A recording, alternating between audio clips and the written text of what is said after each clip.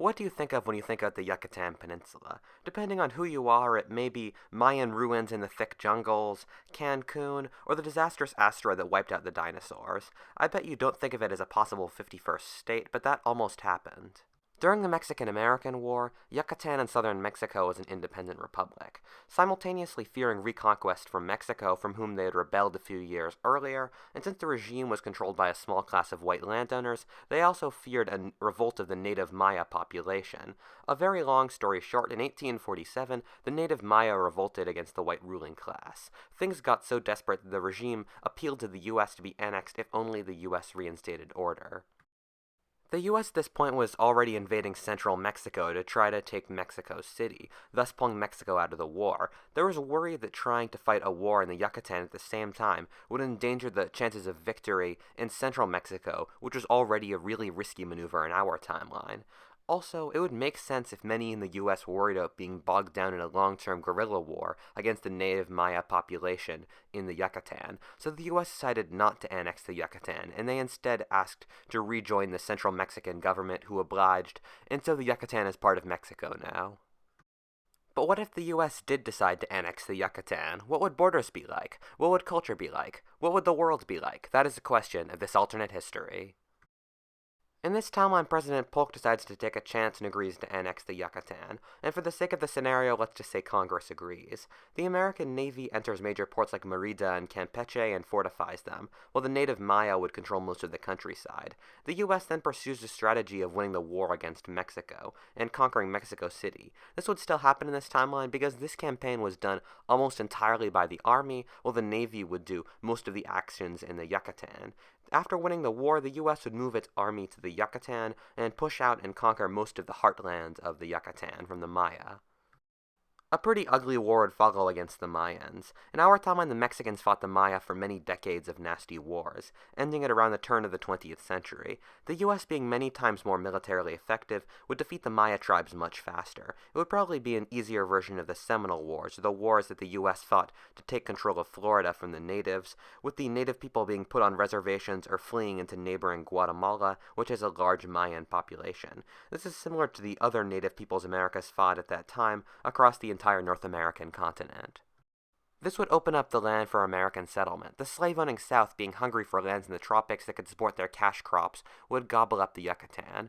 They would use the model the previous Spanish landlords had, keeping the more assimilated old mixed-race serf population as serfs and bringing in black slaves. The tropical climate being unhealthy for whites and being good country for it would likely grow sugar, a very slave-dense crop, which would likely mean that it would become a majority black area like the Caribbean Isles of Jamaica or Barbados.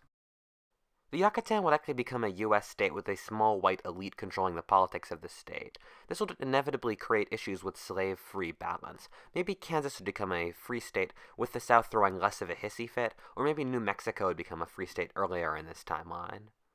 In the Civil War, the Yucatan outside the Confederacy. However, the U.S. had a complete advantage navally during the Civil War, thus meaning that the Confederates would be unable to reinforce its position in the Yucatan. The U.S. would be able to conquer the state fairly easily and early in the war. The small white landowning elite would be unable to muster an army large enough to defeat the Yankees, and a slave revolt likely support the Northern conquest.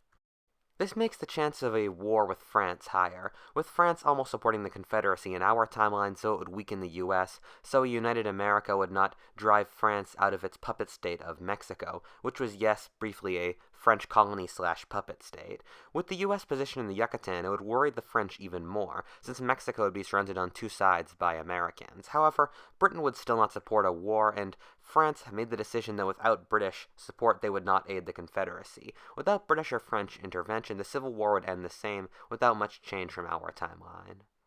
Two things can either happen in this timeline. They have very different effects. This timeline will split into two different timelines based off whichever of these two events happens. After the Civil War, when the North militarily occupied the South, blacks actually did pretty well without the institutional racism. The representative from Mississippi was black, and a third of the land in the eastern side of the southern Mississippi Valley was controlled by independent black farmers. As the U.S. brought the southern states back into the fold, however, southern whites reinstituted racist policies like Jim Crow that kept the blacks down.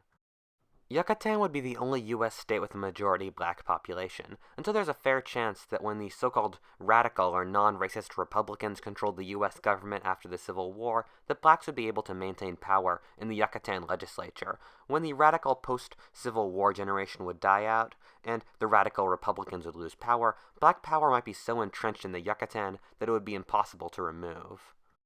This would make the Yucatan the only majority black state, and also the only state that blacks would have power in for most of the 20th century. After the Civil War, there was a general plan among some to move the freed black population back to Africa, so America could be a purely white nation.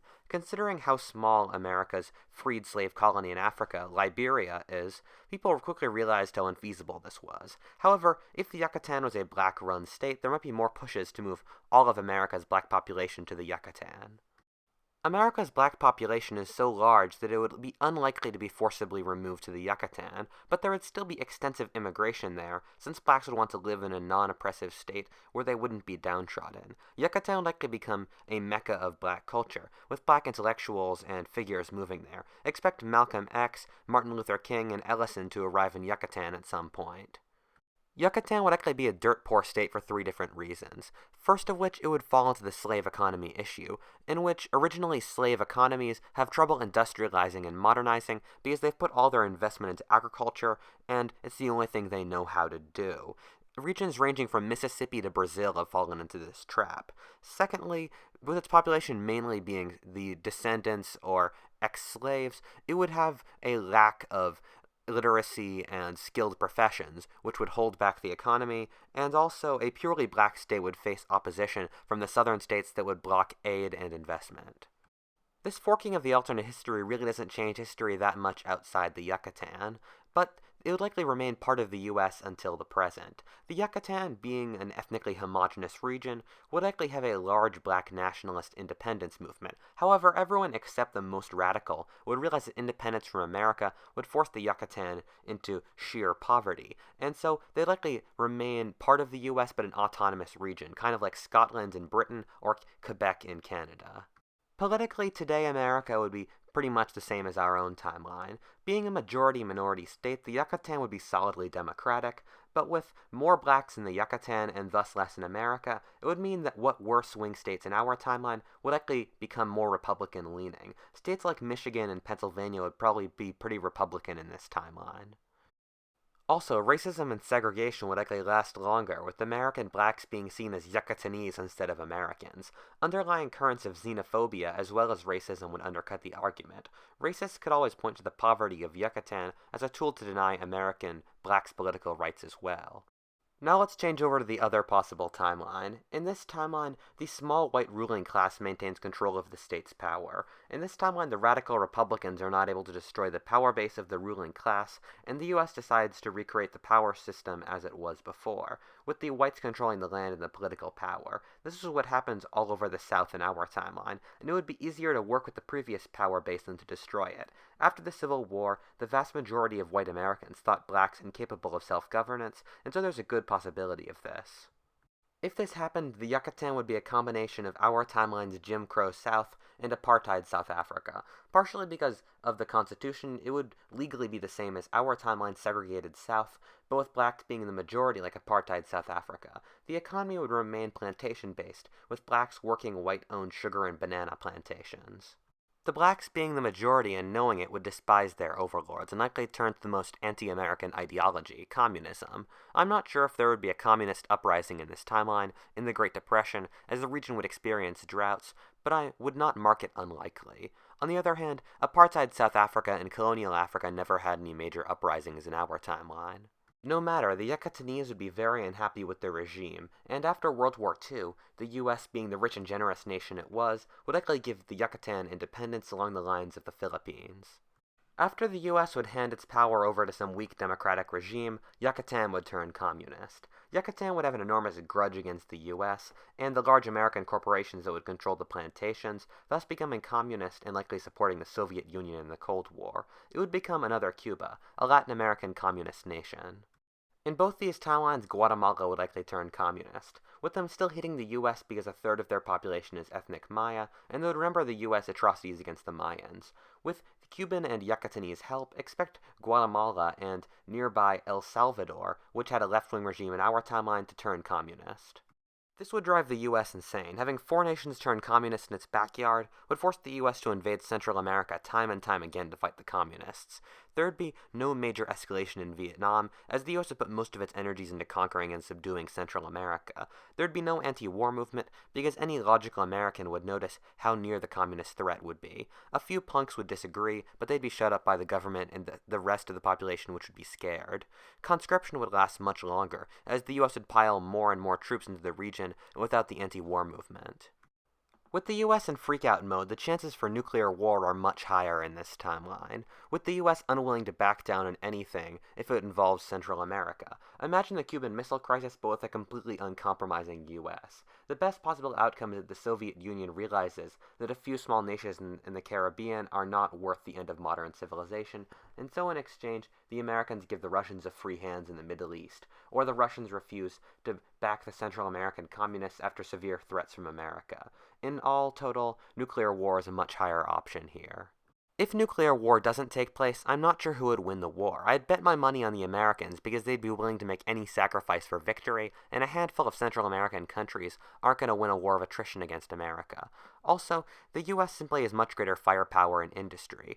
Also, Central America wouldn't have China and Russia next door, supplying them and protecting their homelands like in Korea and Vietnam. However, the Soviets lost in Afghanistan, and their army wasn't something to be trifled with, and Afghanistan was right next door to them, and the U.S. lost in Vietnam in our timeline.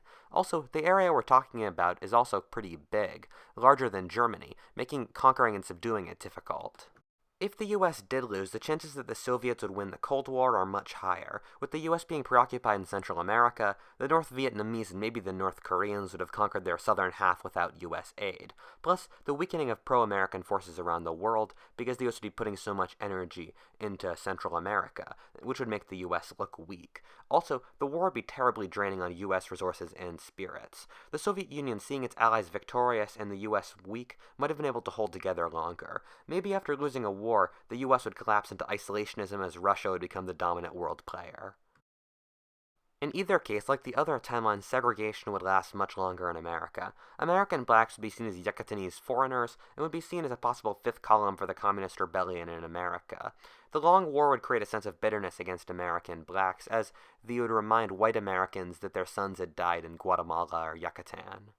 Whatifalthist, thank you for watching. If you enjoyed that timeline, please comment or subscribe or support me on my new Patreon account, the link to which is in the description. So if you hate my microphone, buy me a new one. As always, thank you.